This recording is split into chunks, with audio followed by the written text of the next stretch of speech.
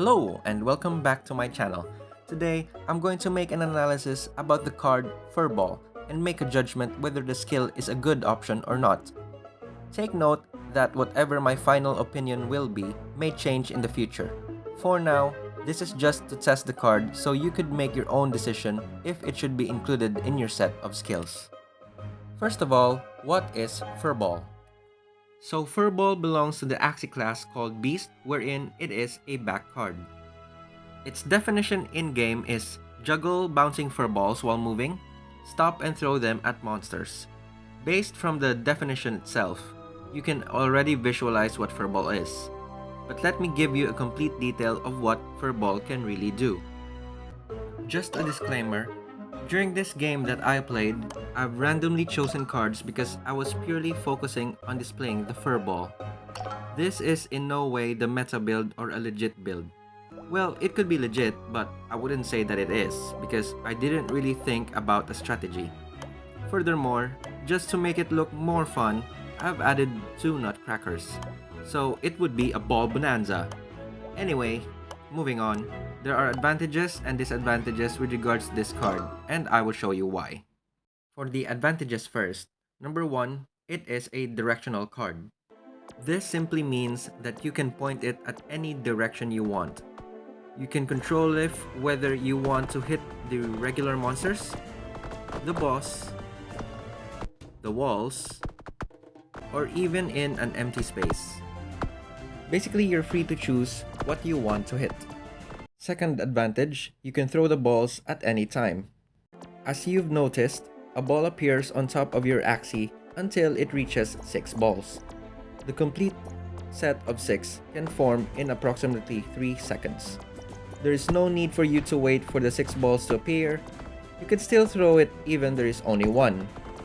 In addition, you can choose whenever you want to release the balls. Third advantage, they are bouncing furballs. No need to elaborate this one, it is pretty obvious that the balls bounce, which means that when you hit a monster, it will automatically bounce to another one until it doesn't. Unlike the mouth nutcracker, Furball doesn't bounce on the walls of the screen. Now let me reveal to you what the disadvantages are. First is, you need to stop moving in order to release the balls. I understand that this could be an advantage, but if you consider the long term, you will eventually forget to stop moving, especially if a horde of monsters or a boss is trying to kill you. In this case, you won't be able to release the balls and it would be a waste of precious time, wherein it could have regenerated a new set of balls already. Second disadvantage, the regeneration time of 6 balls.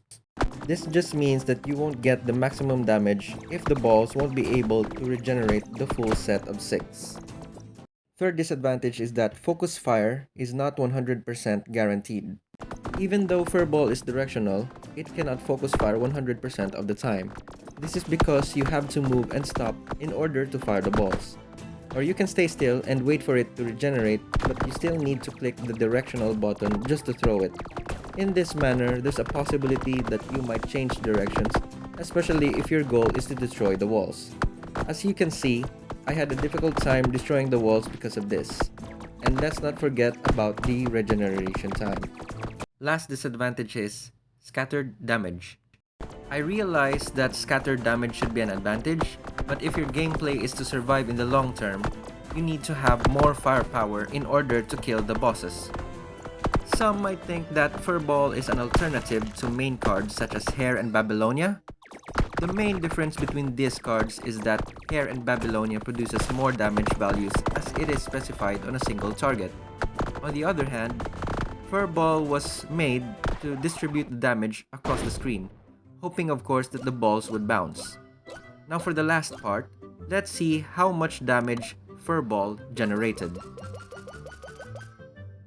As you can see on the screen, even though Furball is at level 5 and with a time usage of 13 minutes and 25 seconds, its overall damage has underperformed if compared with Feather Spear, Little Owl, and Raven, despite that they are only level 1s.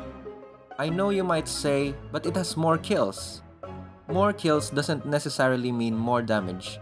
It just means that the monsters was killed by Furball.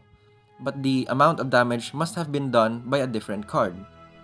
There may be other positives and negatives that I may have not raised, but basing from the ones that I've mentioned and from the data, my opinion would be is that Furball is not a good card to utilize at the moment. Ultimately, I cannot think of any reason why it should be included in my deck. My view may change if the devs would buff the card in the future, but for now, I'll exclude Furball from my set. If you can think of any reason why it is a quality card, or if I probably missed something, I just don't know, please comment below so I could check and correct myself. And there you have it, guys.